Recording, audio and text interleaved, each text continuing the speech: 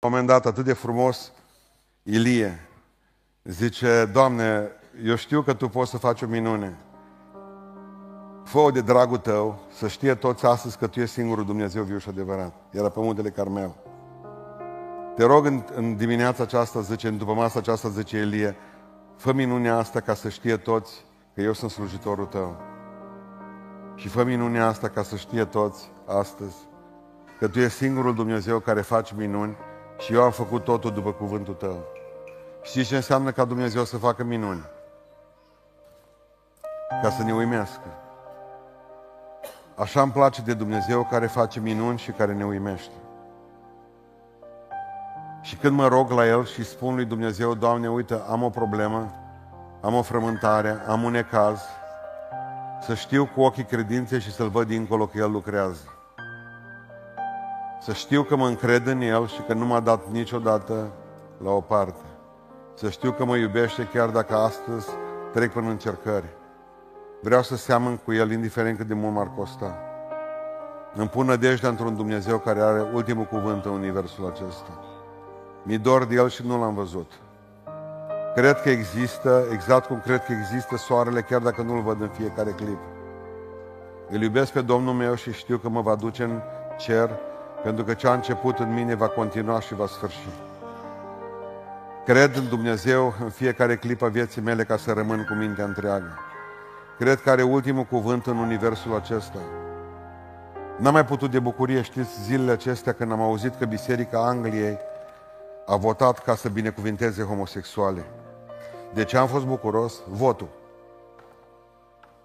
A fost 250, au fost vreo aproape 500 de episcopi ai Bisericii Anglicane, care dumneavoastră știți că bisericile sunt goale și sunt închiriate la români, la ruși, în sfârșit. Dau 500 de episcopi, prea mulți pentru o biserică atât de nesemnificativă. Dar simt că se întâmplă ceva în Anglia. Știți ce?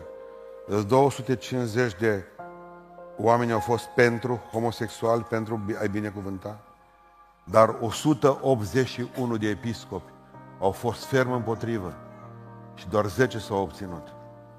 Era cât pe aici să fie balotaj. Știți că de 10 ani nu rezistă legea aceasta. Știți de ce m-am umplut de bucurie? Că există 181 de episcopi care au plecat supărați acasă. În Marea Britanie. Asta înseamnă că Dumnezeu poate să aprindă steagul unei revolte spirituale și în locul acesta. Eu sunt convins că Biserica Anglicană va trebui să se reformeze cu parul, pentru că nu au o altă șansă. Dumnezeu va trebui ca să lucreze pentru 180 de oameni care nu s-au lăsat.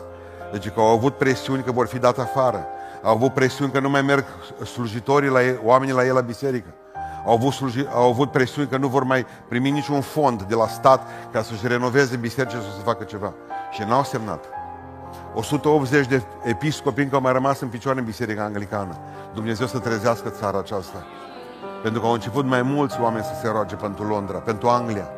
Pentru că eu cred că Dumnezeu vrea ca să avem credință acolo unde nu este. Că Dumnezeu poate să facă o minune. Că Dumnezeu poate să facă să aducă o binecuvântare. Sunt fericit pentru Biserica Ortodoxă din România. Ascultați ce vă spune fratele Pustan, vin de acolo. Știu să vă spun asta. Se pregătesc germenii unei mișcări, a unei treziri. Cred asta. O văd că Dumnezeu lucrează în țara mea și în țara voastră. Dacă nu mai suntem, că suntem noi slabi, ei sunt mulți, 16, 17, 18 milioane, Dumnezeu va face o minune în țara aceea. Dumnezeu va întoarce preoții la pocăință. Dumnezeu va face niște mișcări de trupe în țara noastră. Să vedeți lucrul acesta. Pe ce mă bazez? Pe multe. În urmă cu o lună de zile, Cireșarii TV au fost invitați la conferința televiziunilor creștine din lume care s-a ținut la Ierusalim. S-au dus acolo. Pentru prima dată, împreună cu Cireșarii, au fost și cei de la Patriarhie, de la Trinitas TV. S-au dus acolo pentru că au zis, vrem ca să fim cât mai eficienți în ceea ce facem, să transmitem cuvântul acesta. Când am venit de acolo, unul dintre oamenii care au fost acolo au spus în felul următor: nu știți, părinte pastor, îmi spunea el mie, pe câți preoți îmbărbătați cu lucrarea pe care o faceți. Câte predici pe care le țineți sunt luate și punctele principale sunt spuse duminică dimineața în bisericile noastre. Încet, încet, zice, am primit tot mai mare dragoste de Biblie. Și știți ce spunea omul acela din interiorul Bisericii Ortodoxe de Sus? Zice, în ultimii 4 ani, de 10 ori s-au mărit numărul de Biblii vândute în Biblii Ortodoxe în România. Începe să fie nevoie de Cuvântul Dumnezeu. Încep românii să citească Biblia și când citești Biblia te trezești, aleluia! Este ceva, o mișcare. Vă rog frumos, uitați-vă pe YouTube și veți vedea un lucru. Cântări ale noastre, deja sunt cântate de ei. Au pricesne, ei spun că sunt pricesne ortodoxe. Noi știm că sunt cântările noastre. Sau lui moldoveanul care niciodată nu a fost ortodox. Deja au început să le cânte. Le cântă cu chitară. Am văzut că deja au început să apară ba o violonțel, ba o vioară. Încet, încet tinerii lor încep să se înarmeze cu cântările noastre. Nu mai este mult și Dumnezeu va trezi țara aceasta. Cred din toată inima mea. Cred că veți fi partea trezirii. Că în cele mai negre momente Dumnezeu lucrează. Dacă fac ăștia marșuri homosexuale, dacă vedem atâta ură pe creștini, dacă sunt omorâți creștinii noștri în Etiopia, dacă avem probleme, dar în acest întuneric puternic, Dumnezeu lucrează. Dumnezeu lucrează. Va lucra aici, va lucra acolo, va lucra în România. Să aveți credință că Dumnezeu ne va mulți tot mai mulți, că Dumnezeu va face din voi să fiți slujitori puternici, că prin voi Dumnezeu va lucra, că aveți valoare multă în ochii lui Dumnezeu. Asta îmi doresc și de la biserica noastră.